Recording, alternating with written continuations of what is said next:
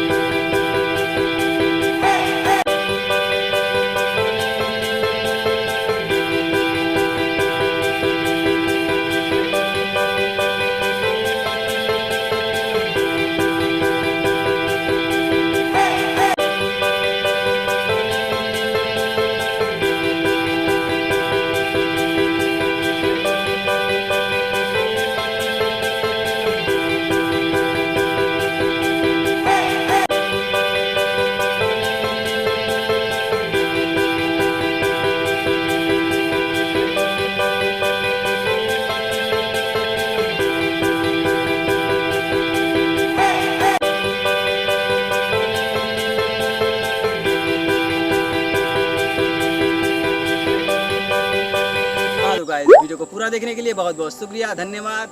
अगली next video में मिलेंगे, तब तक के लिए जय हिंद, जय भारत। हैप्पी रक्षाबंधन। आप भी मनाएं अपनी बहनों के साथ हैप्पी रक्षाबंधन।